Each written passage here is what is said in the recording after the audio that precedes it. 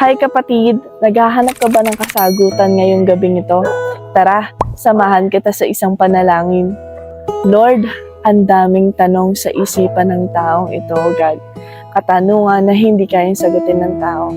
Katanungan na hindi namin kayang maintindihan, O God. But one thing is for sure, Panginoon, kaya kami lumalapit sa iyo dahil ikaw lamang ang kaisa-isang makakaintindi sa sitwasyon ng aming buhay.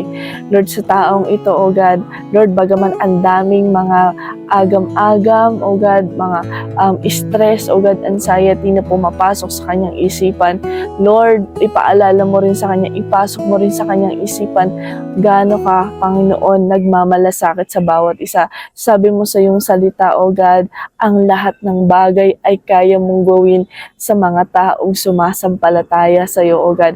Kaya naman, Panginoon, sa halip na kami mag-alala, sa halip na kami mamroblema, sa halip na, Panginoon, kami po ay magpasakop, O God, sa mga pasanin namin sa buhay dito sa mundong ito, kami po ay lumalapit sa iyo dahil gaya po ng iyong salita, sinabi mo na may magagawa ka sa mga taong sumasampalataya sa iyo, O God. Lord, damhin mo, O God, ang aming pagsamo sa iyo.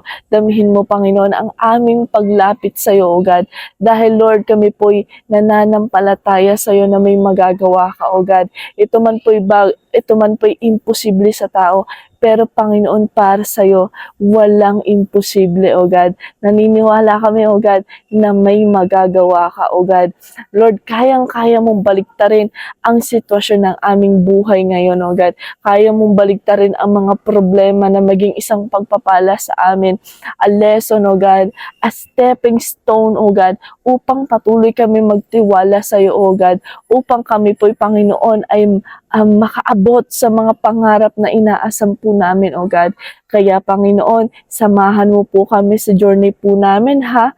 At naniniwala kami, O God, kailangan ka po namin sa aming mga buhay.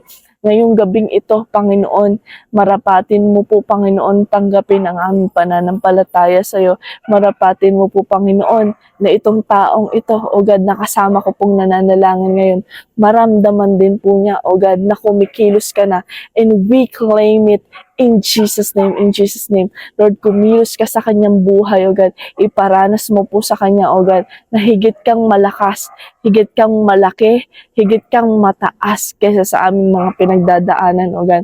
Ano man ang aming mga problema sa buhay, Lord, higit kang matatag, higit kang mayaman sa lahat, O God. Salamat po, Panginoon. Sa iyo po ang papuri parangal sa pangalan ng Panginoong Jesus. Amen and amen. Kaya mo yan, kapatid. Adya, God bless you, kapatid. Tara, tara, tara, tara, tara.